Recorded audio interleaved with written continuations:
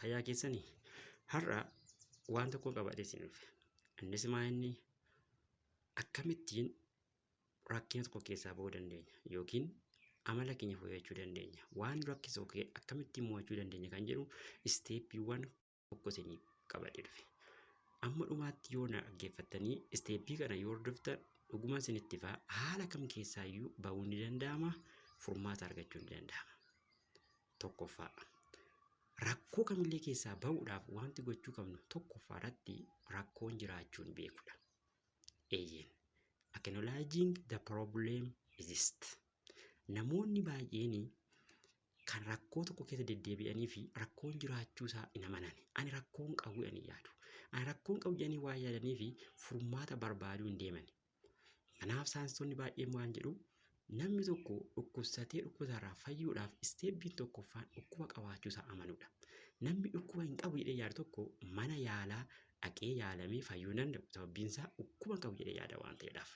Kanaaf namoonni baay'een tasa otoo karaa deemaniitu warra akkamii warra ani dhukkuba qabu jedhanii yaadan. Kanaaf waan jirtu tokko keessaa bahuu barbaade fooyyeffachuu barbaade rakkoon jiraa jedhee yaadi.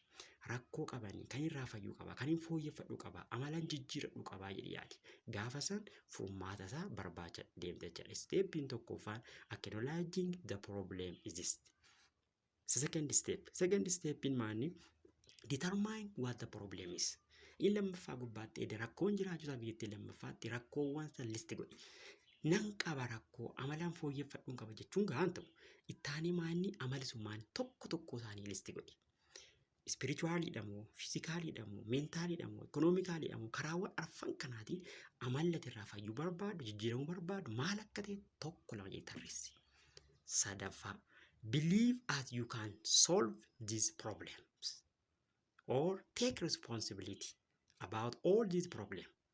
Rakkinoota armaan oliitti listi goote kanaatiif qaamni biraa kan furmaata naa barbaadu hin jiru anumadha, anu bichaatu furaa jedhe amane. Take responsibility. Namoonni baay'een komii keessa, nama ceepha'uu keessa, nama hawwannoota waa'ee nama isa akkasina godhanii nama kirisaas gochuu keessa deddeebi'u. Kun immoo furmaata nuuf hin ta'u. Furmaata argachuu barbaanne maanni take responsibility. Amma nama irra ga'e kana waan amma ta'e kana anumatu balleesse anumatu furaa jedhanii amanuu jechuudha. Yoo responsibilitiin fudhannee furmaata hin barbaannu maaliif nama biraa eegaa jirra jechuudha. Nama biraa immoo heeddee furmaata argachuu dandeessu. Kanaafuu take responsibility or believe as you can solve those problems. In arfaffaan immoo look at the possible solution. Look at the possible solution.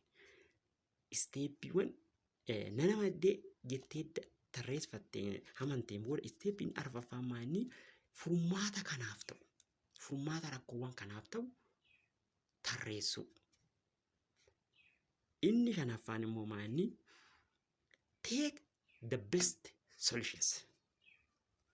Furmaatawwan tarreessisan keessaa karaa isa sirriidha yookiin immoo gaariidha jettee yaaddu tokko fudhattee rakkinicha furuudhaaf deemuu yookiin tattaafachuu jechuudha. Edda tarreeffatteen booda karaa tokkootiin rakkicha furuudhaaf deemuu qabda jechuudha. Inni jaaffaan immoo maanni har'aa bor jechuu yookiin immoo do not procrastinate. Procrastinate hin ta'in. Amma rakkoon namoota baay'ee iddoo kana jira. Baay'een keenya procrastinate goona. Kana jechuun jechuudha har'aa boru jenna. Qomii boruun akkana godha. Qomii boruun akkana godha. Boruun akkana. Boruun jenni sun bara baraan deebi'ee dhufu. Boruun jenni sun otoo boricha hin argin lafarra darbaa jira. Kanaaf do not procrastinate for everything. Har'a jennaan har'a boru jennaan boru malee procrastinate hin ta'in.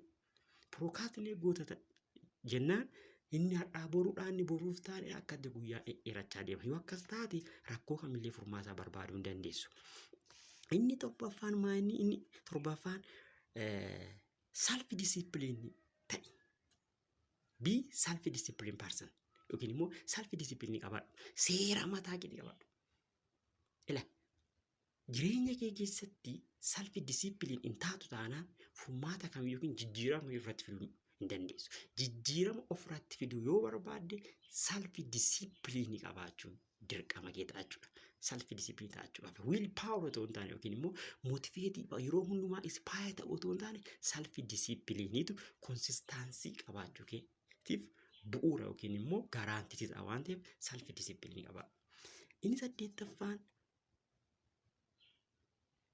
don't compare yourself with others. Namaan dorgomiin yookiin immoo namaan compare hin godhin. You versus you. Haala kamiyyuu taate ani anadha atidha malee namaan compare hin godhin. Jireenya kee keessatti jijjiirama fiduu barbaadde namaan dorgomiin. Sababbiin isaa namni karaa mataa irra deemaati karaa mataa kee irra deemta waan ta'eef namaan compare of hin godhin. You versus you. Ati waa sadiin of laali. Kaleessa maal gochaa turte? Har'a eessa jirta? Borummoo maal ta'uu barbaadda? Kaayyoo kee, galma kee, karoora kee wantoota kana sadaniin compare godhi malee namaan compare hin godhin. Inni sagalaffaan immoo believe in the process. Processitti amani, adeemsatti amani. Amma yeroo baay'ee namoonni har'a boru jennee boruun furmaata kana fidannee boru gaafa ta'uu taate maal godha? Disappointment taana. Disappointment kan taane maal gochuu qabna? Processitti amanuu qabna. Wanti hundi processidha. Waaqiyyuu lafaaf samii processidhaan uume, adeemsaan uume. Kanaafuu process ta'achuu qabna. Haqquma kaanii ariifannee rush ta'uu otoo hin taane process paarsanii ta'achuu qabna. Nama processitti amanu ta'achuu qabna. Kurnaffaa inni murteessaan immoo never give up. Raawwattee abdiin kutiin. Eeyyee. Wantoota ammaan olii kana tarreessite nan jijjiira kan jette yoo jijjiiramuu didellee never give up. Raawwattee abdiin kutiin. Ammas deebii yaali. Ammas deebii yaali. Amma deebii yaali. Yaaluu keessa gara daandii ati barbaade ce'uu dandeessa waan ta'eef never give up. Inni qotoqqoffaa fi inni dhumaa baay'ee murteessaan isteeppiiwwan kurnan kana deemseen booda yeroo hundumaa kadhadhu. Kadhadhu waaqa kee kadhadhu. Amantii kamillee hordofu waaqa kee kadhadhu. Waaqa keetti kenni. Ila amala kanan qabaa fooyyeffachuun dadhabee yaa waaqa na gargaari jedhe. Ila mudaa kanan qabaa irraa fayyuun dadhabee yaa waaqa na gargaari. Waan hundumaa waaqayyotti kennadhu.